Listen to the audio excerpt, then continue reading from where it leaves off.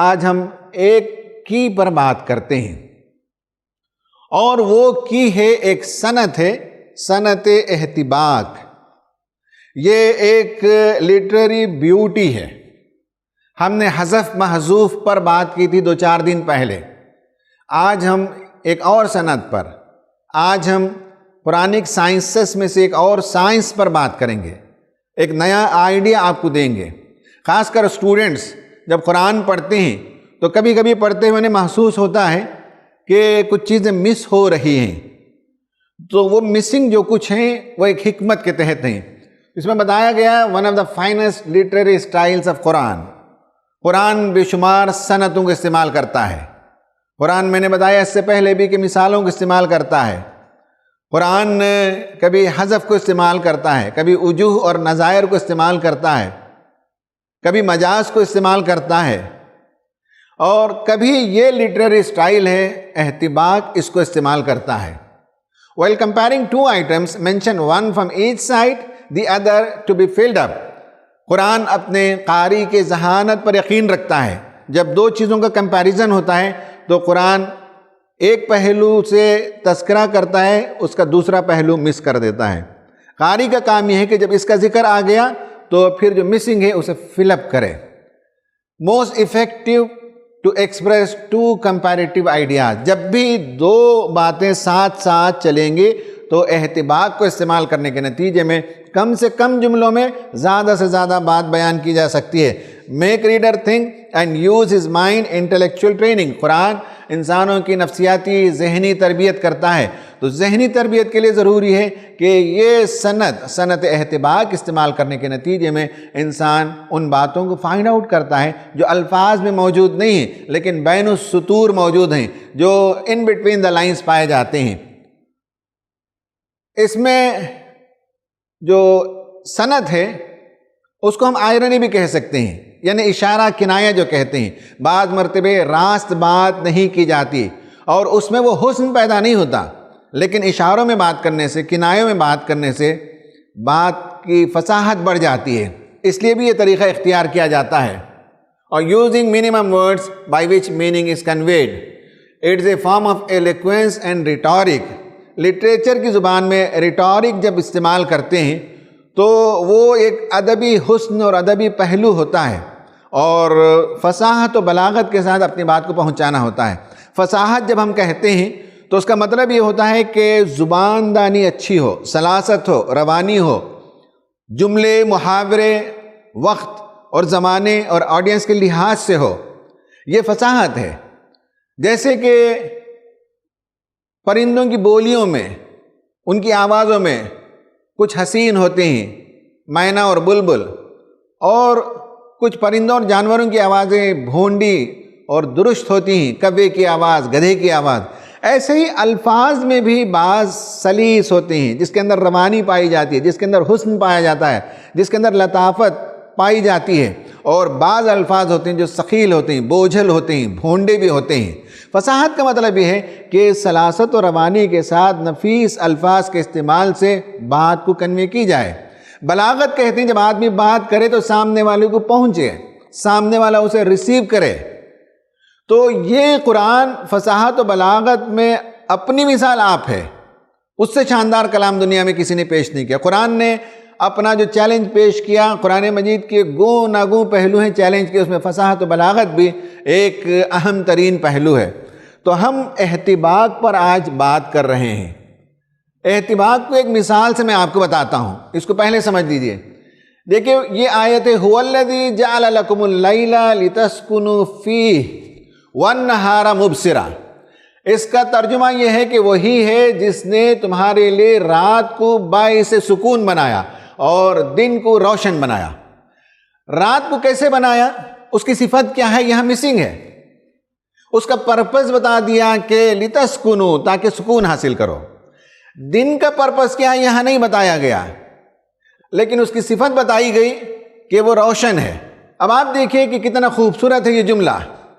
رات کے بارے میں اس کا پرپس بتایا گیا، اس کی صفت نہیں بتائی گئی، اور یہاں دن میں صفت بتائی گئی، پرپس نہیں بتایا گیا۔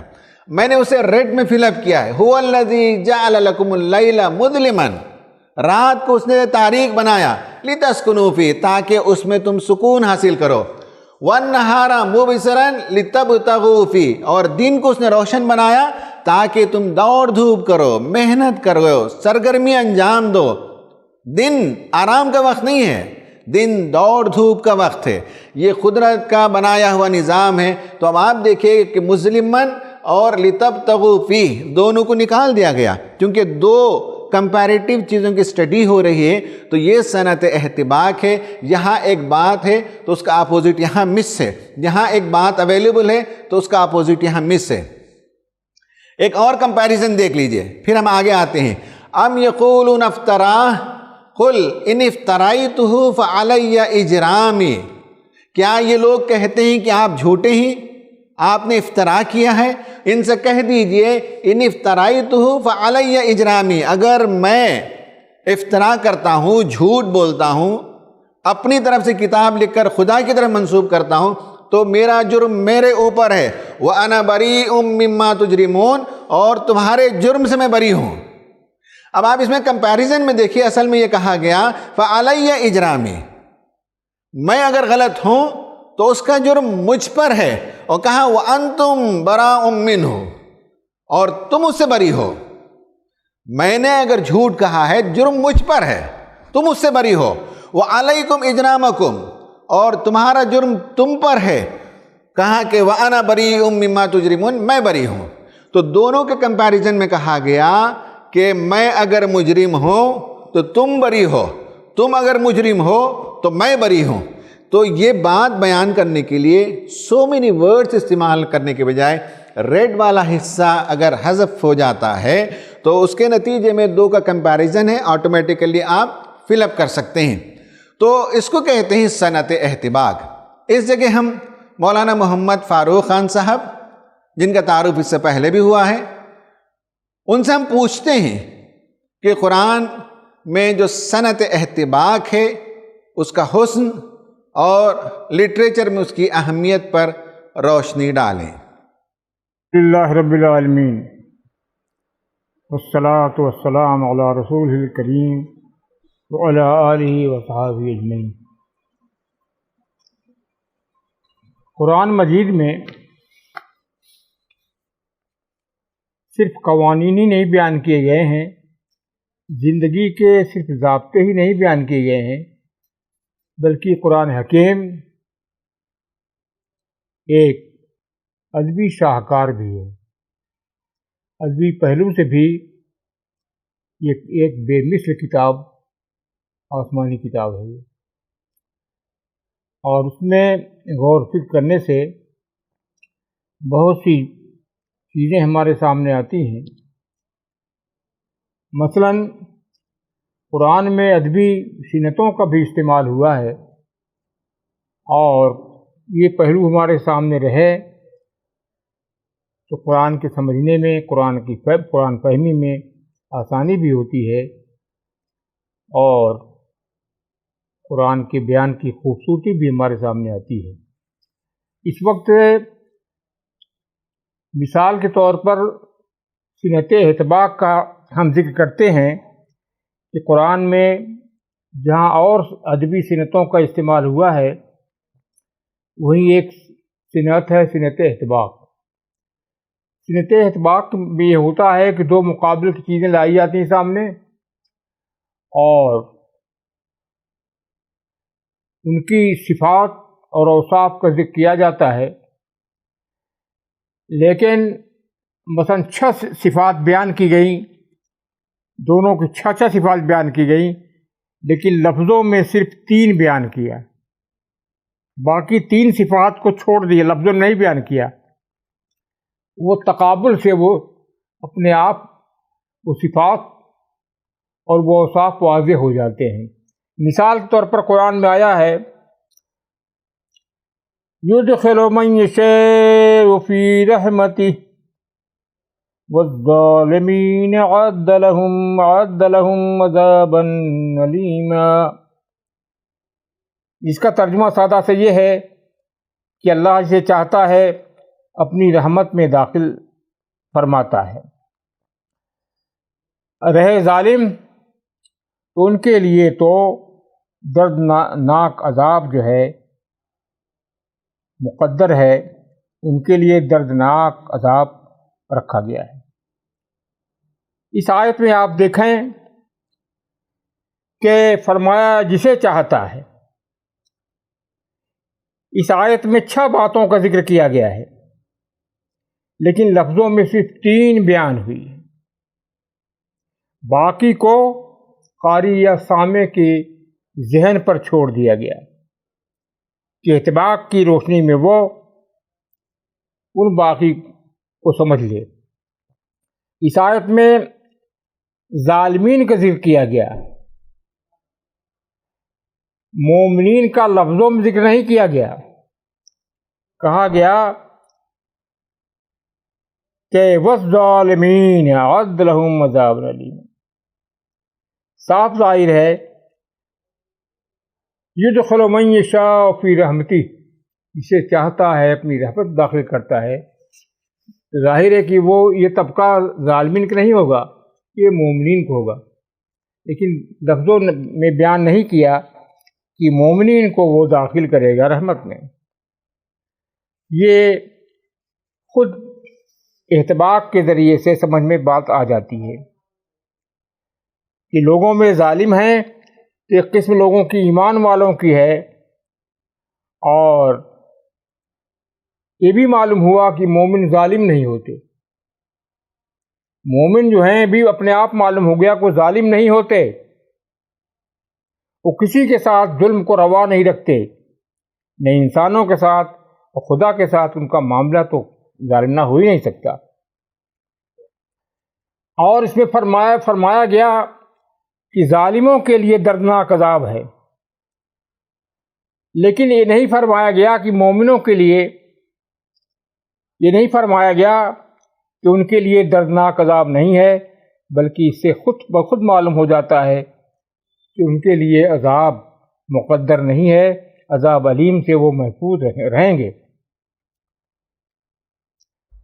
بلکہ عذاب کے بجائے وہ خدا کی آغوش رحمت میں جگہ مل پائیں گے اور اس کی رحمت سے محروم نہیں رہیں گے۔ ان کے حصے میں دردناک عذاب آ نہیں سکتا، جبکہ ظالموں کا مقدر ہی ہے۔ اور ایک بات یہ بھی معلوم ہوتی ہے کہ اہل ایمان کو جنت میں داخل ہونے سے کوئی روک نہیں سکتا، جبکہ ظالم جو ہیں ان کو عذاب میں ڈالنے سے کوئی روک نہیں سکتا۔ جب خدا انہیں ڈالے گا عذاب میں، لیکن اس سے آپ معلوم ہو جاتا ہے کہ فرمایا يُدْخِلُ مَن يَشَاءُ فِي رَحْمَتِهِ، وہ جسے چاہتا ہے رحمت میں داخل کرتا ہے، لیکن یہ نہیں فرمایا کہ جسے چاہتا ہے عذاب میں داخل کرتا ہے، یہ نہیں کہا، بلکہ حقیقت یہ ہے کہ عذاب میں داخل ہونے والے خود اس کے مستحق ہوں گے، ان کے حصے میں عذاب آئے۔ تو اس میں دیکھیے، اس ٹکڑے میں مومنین کے لیے جو چیز مہیا ہے وہ اس کو لفظوں میں نہیں بیان کیا، اس لیے کہ خود ظاہر ہو جاتا ہے، اور ظالموں کے لیے عذاب مقدر ہے، جن کو خدا کی رحمت سے دور رکھا جائے گا، اور وہ جنہیں خدا اپنی رحمت میں جگہ دے گا، یہ ظالم نہیں ہو سکتے اور نہ خدا کی رحمت سے محروم ہو سکتے ہیں۔ اس آیت میں یہ نہیں کہا گیا کہ مومنین کو رحمت میں داخل کرے گا اور اس سے کوئی روک نہیں سکتا خدا کو، اور نہ ظالموں کو عذاب میں ڈالنے سے کوئی روک سکتا ہے۔ صرف ذکر کیا گیا کہ اللہ جسے چاہتا ہے رحمت میں، اپنی رحمت میں داخل کرتا ہے۔ यदखुलु मन यशाअ फी रहमतिह, जब खुदा रहमत दाखिल करेगा तो कौन रोक सकता है। और खुदा ही जो है जो जालिमों को अजाब में डालेगा, लेकिन इसको लफ्ज़ों में नहीं बयान किया। वज़्ज़ालिमीन अअद्द लहुम, उनके लिए तो लिख दिया गया है, मुकर्रर है दर्दनाक अजाब। ये खुदा ही की तरफ मुक़द्दर है। अल्लाह इसे चाहता है अपनी रहमत दाखिल करता है। ये कौन लोग हैं बयान नहीं किया, ये मोमिनीन हैं जो जालिम नहीं होते और जिनके लिए दर्दनाक अजाब है। वो कौन हैं? साफ साफ कहा गया वज़्ज़ालिमीन अअद्द लहुम अज़ाबन अलीमा। जालिम जो हैं उनके लिए दर्दनाक अजाब मुक़द्दर है, दर्दनाक अजाब लिख दिया गया है। इससे साफ मालूम होता है कि मोमिन वो है, मोमिन गिरोह जो है वो जालिम नहीं होता और जो जालिम हैं वो ईमान की सिफत से महरूम होते हैं, दूर होते हैं। तो कुरान की आयात जो हैं उनमें जो सिनतें इस्तेमाल हुई हैं उनको सामने रखा जाए तो बहुत ऐसे पहलू हमारे सामने आते हैं जो लफ्ज़ों में बयान नहीं हुए हैं।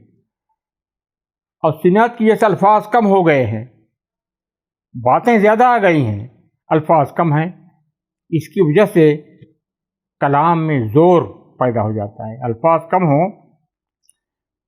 कलाम जामे हो तो उसमें ज़ोर बयान पैदा हो जाता है, कलाम में ज़ोर पैदा हो जाता है। ये खूबी है। व आखिरु दावाना अल्हम्दुलिल्लाह।